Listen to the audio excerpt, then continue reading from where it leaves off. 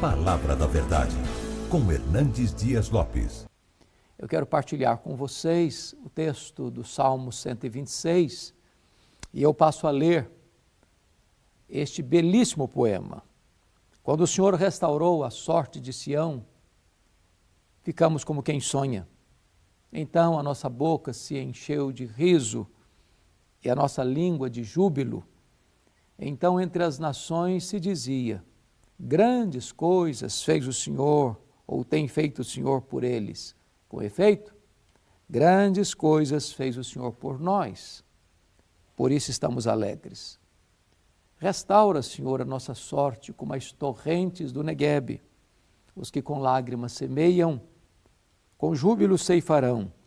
Quem sai andando e chorando enquanto semeia, voltará com júbilo, trazendo seus feixes.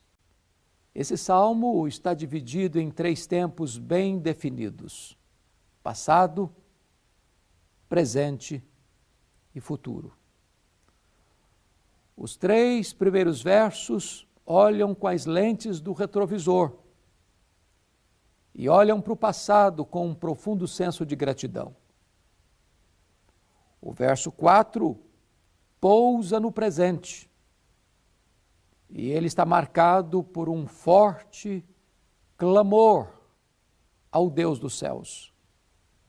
Os versos 5 e 6, com a visão do farol alto, olham para frente, para o futuro, para um tempo de esperança e de grande trabalho. Esse salmo é considerado um salmo pós-cativeiro babilônico. Talvez um dos capítulos mais sombrios da história de Judá, quando Jerusalém foi cercada pelo exército caldeu. E durante 3 cercos, a cidade resistiu. 606, 596, mas em 586, no 3º cerco, a cidade foi tomada. Jerusalém foi arrasada.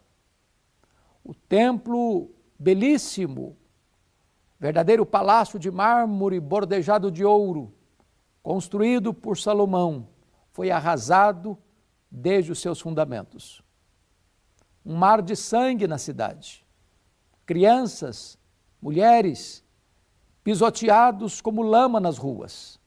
Um massacre terrível e desumano. O profeta Jeremias, que foi testemunho ocular desta barbárie, chega a dizer que mais felizes foram os que morreram à espada do que aqueles que morreram de fome dentro dos muros de Jerusalém. Muitos foram levados cativos para a Babilônia. E ali, às margens dos rios da Babilônia, aqueles judeus levados prisioneiros e cativos choravam, lembrando de Sião, dependurando suas harpas nos salgueiros. Foram 70 anos de amarga escravidão.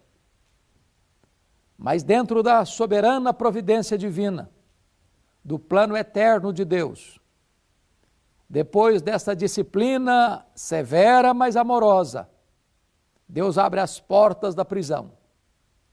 Deus traz de volta o seu povo, a sua terra, para dar continuidade ao seu projeto redentor. E este salmo retrata de maneira eloquente e singular este retorno, esta libertação, esta ação soberana da providência de Deus. E então o salmista está aqui rememorando o passado, deste momento da libertação, da restauração, do retorno. E ele começa olhando para o passado assim: quando o Senhor restaurou a sorte de Sião, ficamos como quem sonha. Foi algo maior do que o planejado e o desejado. Não foi a libertação uma ação humana. Não foi apenas um engenho humano de decisões políticas. Esta libertação é atribuída a uma obra exclusiva de Deus, quando o Senhor restaurou a nossa sorte. Deus é o Deus que restaura a nossa sorte. Hoje nós não estamos mais na mesma realidade daqueles judeus de outrora, mas há muitas pressões, há muitas opressões, há muitos cativeiros, há muitas prisões invisíveis que oprimem, que massacram, que tiram lágrimas dos olhos, que trazem sombras para a alma. E o nosso Deus ainda continua fazendo maravilhas, restaurando a nossa sorte. O verso 2, ele diz que naquele momento da restauração, a nossa boca se encheu de riso e a nossa língua de júbilo. A intervenção de Deus traz alegria mesmo. As algemas são quebradas. O cativeiro é interrompido. A escravidão é encerrada. A liberdade raia no horizonte da nossa vida. E em vez de tristeza tem alegria. Em vez de choro tem júbilo. Em vez de escravidão tem liberdade. Em vez do cerco do inimigo tem as amplitudes da libertação de Deus. Em lugar da morte prevalece a vida. O texto prossegue e diz: então entre as nações se dizia, grandes coisas o Senhor tem feito por eles. Quando Deus se manifesta na nossa vida salvadoramente, libertadoramente, restauradoramente, este testemunho reverbera para além dos muros da nossa vida, para além das fronteiras da nossa igreja, para além dos horizontes da nossa própria pátria. As nações tornam-se testemunhas desta ação soberana e milagrosa de Deus. O verso 3 prossegue e diz: com efeito, grandes coisas fez o Senhor por nós, por isso estamos alegres. Agora é a reflexão, agora é parar para ponderar, para botar na ponta do lápis, para anotar, verificar o que Deus fez na nossa vida, na nossa família, na nossa igreja, na nossa história, na nossa nação. Este fato não é contado apenas para além dos muros, este fato é considerado para dentro dos muros. E o resultado é um sentimento de gratidão. Hoje, esta igreja pode celebrar com gratidão tudo quanto Deus já fez por vocês. Quantas maravilhas, quantos milagres, quantas intervenções soberanas, quantas libertações extraordinárias, quantas vidas restauradas, quantos que já estavam com a esperança morta, já tinham jogado a toalha e foram recuperados e restaurados. Quantos que estavam à beira da morte e recobraram uma vida. Quantos estavam prisioneiros dos vícios, das mazelas deste mundo que foram libertas. Quantas que estavam mortas nos seus delitos e pecados que receberam vida. Hoje estamos aqui para celebrar com gratidão o que Deus já fez por nós. Mas esse texto não apenas olha para o passado, para as intervenções extraordinárias de Deus no passado, mas agora ele pousa no presente.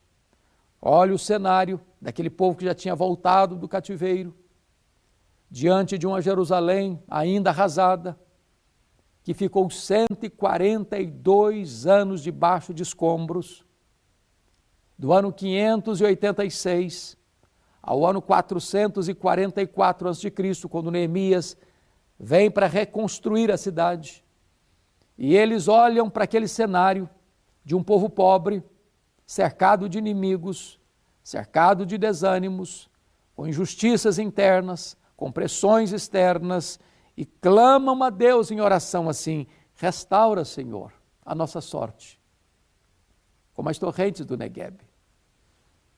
Esse texto enseja-nos algumas lições oportunas. Primeiro, um passado de glória não é garantia de um presente vitorioso. As vitórias do ontem não servem mais como garantia das vitórias de hoje. As glórias do passado não podem mais nos manter de pé hoje. Todo dia é dia de andar com Deus. Todo dia é dia de se recobrar, de se reanimar, de se levantar e de botar o pé na estrada e de prosseguir. Nós não vivemos no passado, nós não moramos na saudade. Hoje é dia de ser cheio do Espírito Santo. Hoje é dia de caminhar com Deus. Hoje é dia de experimentar as intervenções soberanas de Deus. Por isso a oração restaura, Senhor, a nossa sorte. Segundo lugar, a sequidão hoje não deve ser motivo de desânimo, mas de clamor. Note você que o salmista poderia estar aqui reclamando, murmurando, lamentando, rendido ao pessimismo, completamente nocauteado por um presente sombrio, de pobreza, de opressão, de inimigos e encurralando-nos, oprimindo-nos, ameaçando-nos. Mas em vez de se render ao pessimismo crônico e doentio, o salmista resolve enfrentar aquela crise e a carranca dela com clamor, com oração, buscando a face do Deus Todo-Poderoso. Restaura, Senhor, a nossa sorte. Mas em terceiro lugar, o salmista entende que a restauração é uma obra soberana de Deus. Restaura, Senhor. Só Deus pode restaurar a nossa sorte. Só Deus pode curar a nossa alma. Só Deus pode perdoar os nossos pecados. Só Deus pode adestrar as nossas mãos para a batalha. Só Deus pode nos encher do seu Espírito. Só Deus pode nos dar conquistas mais expressivas hoje do que nos deu no passado. Então, a oração é esta, entendendo que quem faz a obra é Deus, quem restaura a igreja é Deus, quem restaura a alma é Deus, quem leva a igreja adiante é Deus. Mas em quarto lugar, a restauração é fruto de oração. Note você, restaura, Senhor. Quando você acha que o ambiente está carregado demais, que o cenário é cinzento demais, que o vale é profundo demais, que os mares estão revoltos demais, que os inimigos estão vociferando demais, que as nossas forças estão pequenas demais. Quando os recursos humanos acabam e se esgotam, ainda tem esperança quando a igreja se coloca diante de Deus em oração. Tudo quanto Deus pode fazer, Deus faz por intermédio da oração do seu povo. A oração conecta a fraqueza humana à onipotência divina. A oração conecta o altar da terra com o trono do céu. Tudo Deus faz mediante o seu propósito, segundo a sua boa, agradável e perfeita vontade, em resposta às orações do seu povo. A oração conecta o altar da terra ao trono do céu. Aquele que está no trono e governa o universo, dirige as nações e governa a sua igreja, é o Deus que escuta as orações do seu povo e age mediante as orações do seu povo. Mas em quinto lugar, note você que a restauração é um milagre do próprio Deus soberano. Por isso o salmista ora assim: restaura, Senhor, a nossa sorte como as torrentes do Neguebe. Para você entender isso aqui, você precisa conhecer esta geografia de Israel. O Neguebe é o maior deserto da Judeia. A Judeia é praticamente toda desertificada. Montanhas, altaneiras, vales profundos, rochedos, pedregulhos, completamente inóspito. Mas de repente, um fenômeno acontece ali. E eu, tendo a bênção de já ter visitado Israel mais de 10 vezes, presenciei esse fato. De repente você está caminhando pelo deserto e, surpreendentemente, você vê uma torrente descendo em costa da montanha, rasgando as ardentes areias do deserto e jorrando como se fosse uma grande enxurrada descendo montanha abaixo.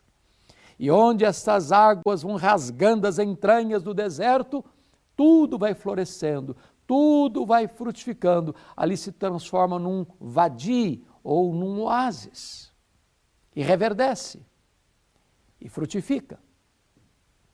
O salmista está orando porque conhece esta geografia, conhece esse fenômeno, as torrentes do Negueb. E ele está dizendo, meu Deus, a minha vida está árida como o deserto do Negueb. As areias escaldantes, as pedras pontiagudas, o ambiente perigoso.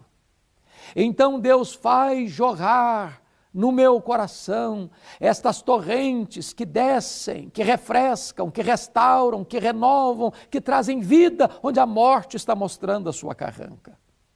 Deus é poderoso para restaurar a sua vida, a sua sorte, a sua casa, o seu casamento, a sua família. Deus é poderoso para restaurar a igreja. Deus é poderoso para levantar-nos da situação mais adversa da vida e trazer sobre nós um poderoso reavivamento espiritual, curando a nossa alma. Restaura, Senhor, a nossa sorte, como as torrentes do Negueb.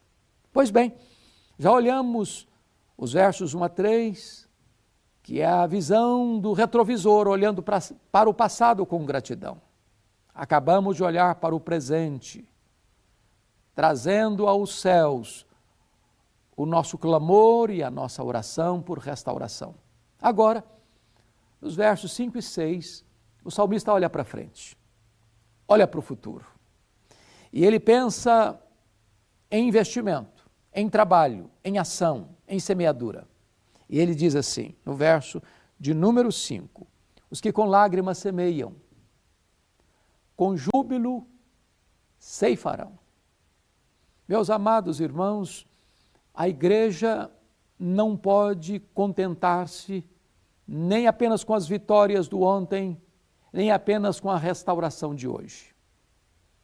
A igreja precisa avançar. A igreja precisa crescer. A igreja precisa alargar as suas fronteiras.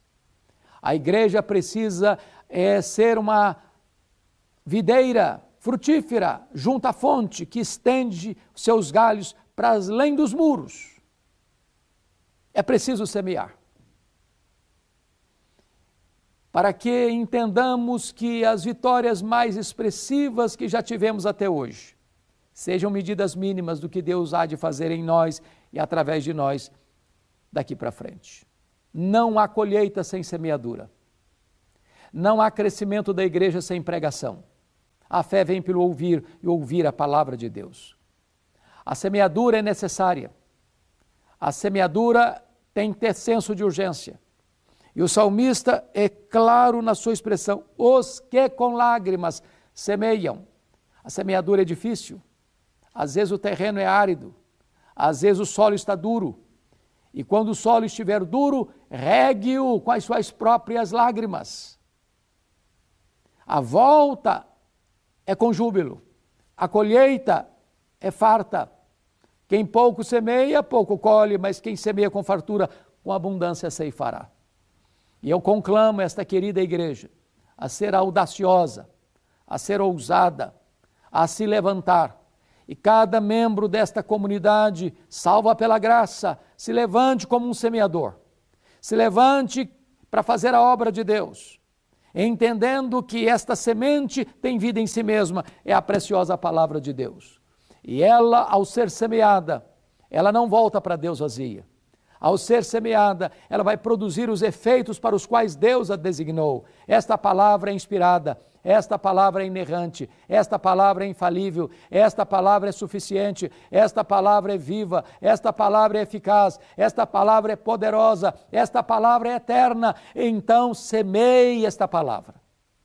Semeie esta palavra, ainda que com dores, ainda que com lágrimas, ainda que debaixo de críticas, ainda que debaixo de perseguição, semeie esta palavra.